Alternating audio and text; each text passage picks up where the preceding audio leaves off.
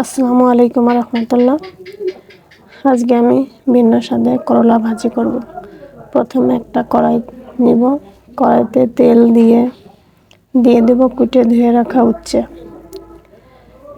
এরপরে কিছুটা লবণ হলুদ দিয়ে একটু সময় ভেজে নিব, খুব বেশি ভাজবো না, অল্প ভেজে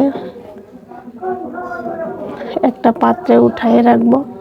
ওই কড়াইতেই আর একটু তেল দিয়ে দেব পেঁয়াজ কুচি। ভালোভাবে নেড়ে একটু সময় ভেজে নিব। এর ভিতরে দিয়ে দিব ফালি করে কেটে রাখা আলু এবং কাঁচামরিচ।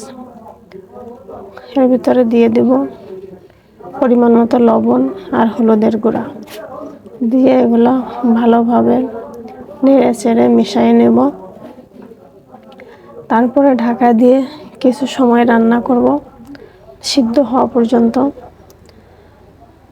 সিদ্ধ হয়ে গেছে এটা, তারপর আমি ভালোভাবে নাড়তে থাকব। এরপরে মাঝখানে কিছুটা জায়গা করে নিয়ে একটু তেল দিয়ে একটা ডিম ভেঙে দিব। ডিম একটু সময় ফেটে নিব। এরপরে ঝুরি করে আলুর সাথে মিশাবো।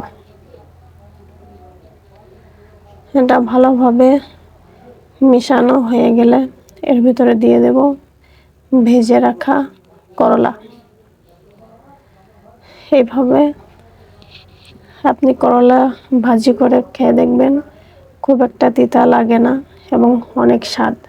আসলে সেহরিতে একঘেয়েমি খাবার খেতে ভালো লাগে না, তাই আজকে মাথায় এই আইডিয়া আসছে, আপনারাও এভাবে ভাজি করে খেতে পারেন। যদি আমার রান্না ভালো লাগে আমার চ্যানেলটা লাইক, কমেন্ট এবং সাবস্ক্রাইব করবেন।